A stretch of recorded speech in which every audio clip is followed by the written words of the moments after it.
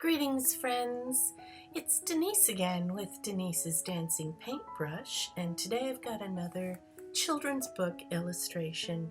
This is one more in my fairy tale alphabet book, King Kojata, a Polish fairy tale. Now this one's a real clever little story about friendship and loyalty, and so I'll jump right into the story. In a certain country long ago, King Kojata had a very long beard, so long that it hung past his waist. He and his queen lived together happily, but they longed for a son. One day, the king went out to hunt in the forest, and after a long time grew thirsty. Finding a spring, he bent down to have a drink when a creature in the water grabbed him by the beard and refused to let go until the king promised to give him his most precious possession from the palace. Finally, the king had to agree, and when he returned to the palace, he found the queen had had a son. He told no one about this strange creature in the water or his promise, and after many years he nearly forgot all about it, until the prince was out hunting when he came upon an old man who told him it was time for the king to honor his promise. When the prince came back to the palace and told his father about the strange old man, the king finally revealed to him the story and his promise.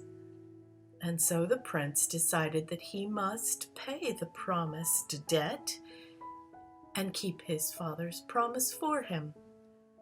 After a long hike through the woods, the prince came upon a small lake with 12 geese lazily swimming by.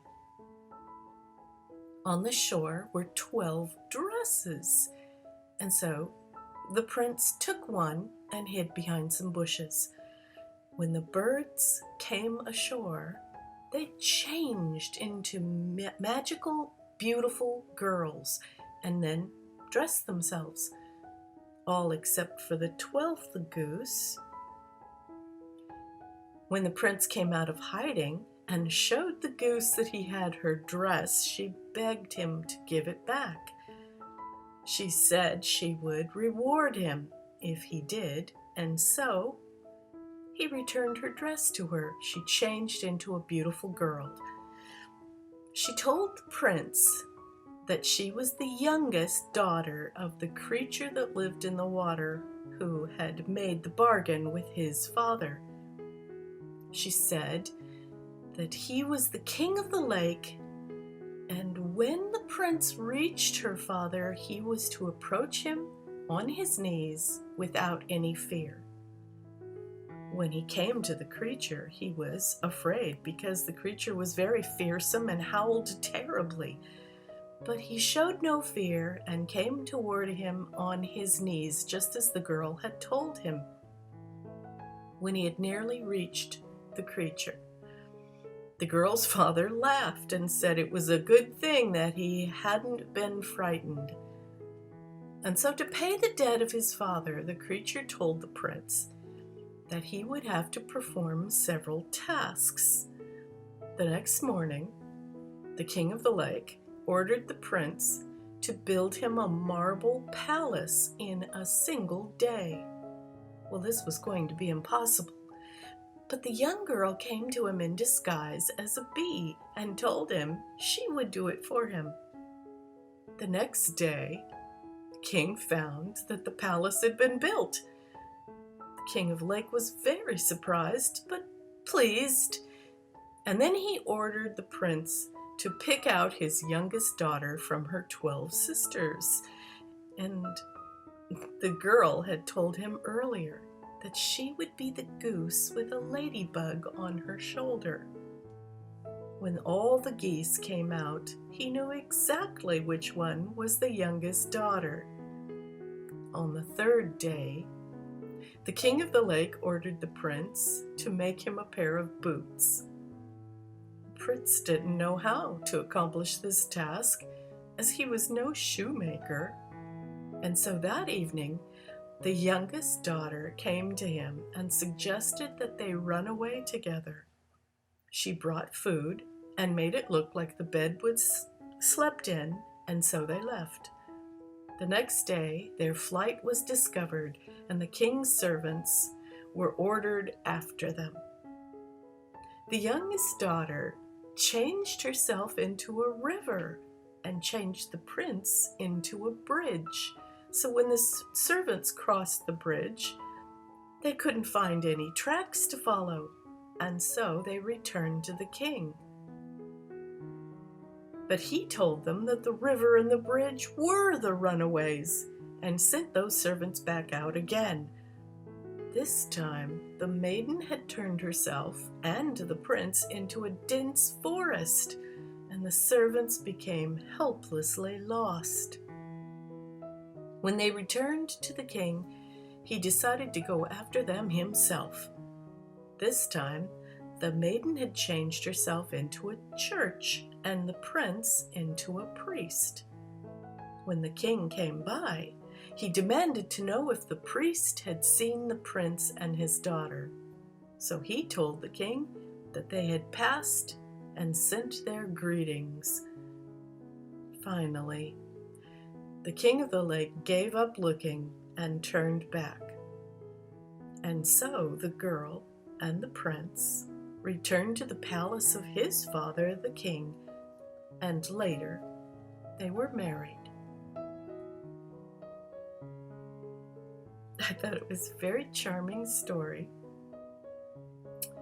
And to make my goose look rather magical, I made her purple rather than a regular brown, gray, goosey color. And I added some things in my collage, as you'll see later when you look at it more carefully. If you check it out in the water, there is a submarine, some fish, a couple of snowflakes, a white horse, and a frosty blue flower. There's a book and a fairy in the weeds, a sleeping princess on the goose, a clock, and a lady on the boy's shoulder. It's awfully fun when you're working in collage anyway to just hide little pictures in there. I mean, after all, the whole collage is filled with little pictures.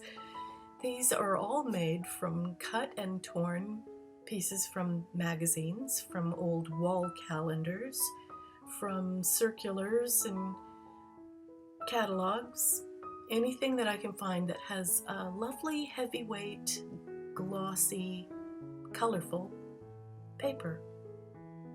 You can see all these greens are coming from a wall calendar that was of some flowers.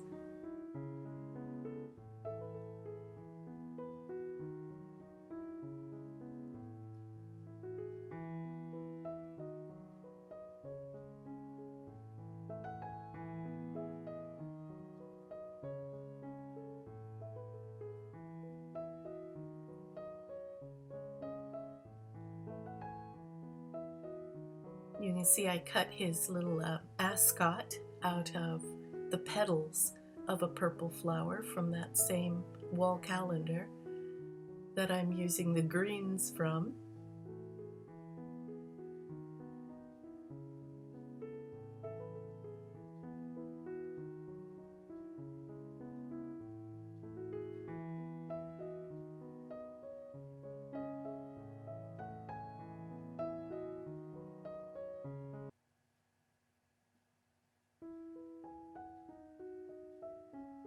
I think I would have made his jacket more blue, but the last little boy wore blue, and so this one needed to be different.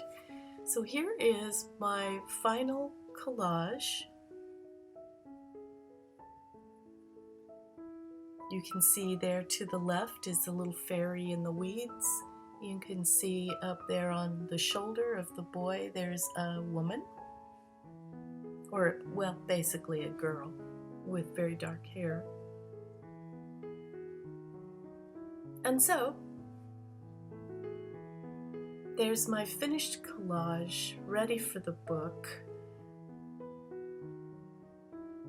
King Kojata, a Polish fairy tale. I hope you enjoyed this, and do check out some of my links below. I have a page on Patreon where people support my art and my books, and I appreciate it so much. Thanks. Do come again. Bye now.